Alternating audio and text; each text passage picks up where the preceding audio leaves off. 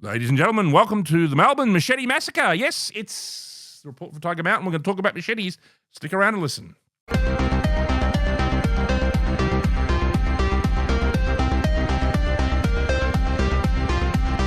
All right, ladies and gentlemen, we've got the machete problem here in Melbourne. And now, in a moment of deep philosophical thought, Jacinta Allan has sat down and she thought, well, how am I going to solve this problem, ladies and gentlemen? You know, you've got people out there on the street with machetes and hacking away at people in malls, gyms, smoke shops.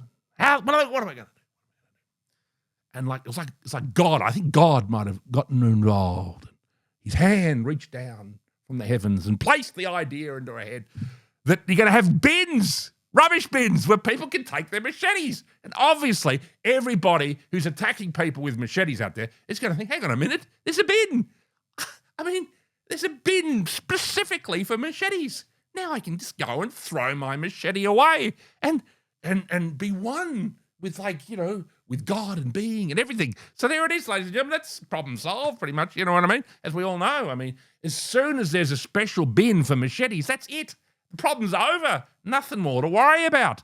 Because anybody who was using a machete would instantly think, oh my God, there's a bin. They couldn't use a normal bin to throw away their machete if they wanted to. They couldn't just take it to a Brotherhood of St. Lawrence one and just chuck it in there if they were thinking of giving up the machete lifestyle. No, they need a special bin for their machetes, and you've got to go to a police station, which I'm sure these people who are criminals are quite happy to walk up with their machete and just chuck it in there. You know what I mean? So this is pure logic. Now, I mean, obviously there have been some people on the right, and probably myself included, who thought, well, maybe there is another idea. How about this? When people hack away at someone with a machete, maybe they chop an arm off or, seriously injure somebody or they're wielding one around, why don't you chuck them in jail?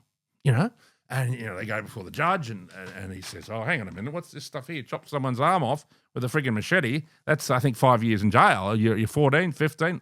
Okay, well, the juvenile detention or whatever the hell it is. That's the old-fashioned way. Obviously, that's no longer in fashion.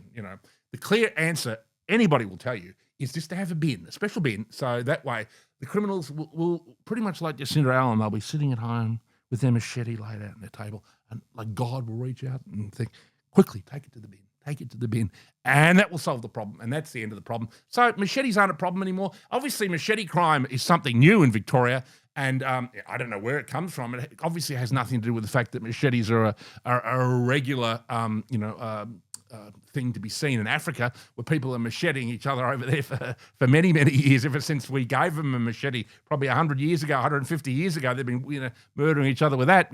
Maybe we should chuck a few bins over there in Africa. Who knows? Maybe this idea is so good we could export it to Africa and solve the African machete problem, because obviously the problem we're now having with machetes has nothing to do with mass immigration and the fact that people are importing their desire to hack each other to death with machetes. So there we go. That's the report from Tiger Mountain this week. Obviously, the machete problem is now solved, and hallelujah.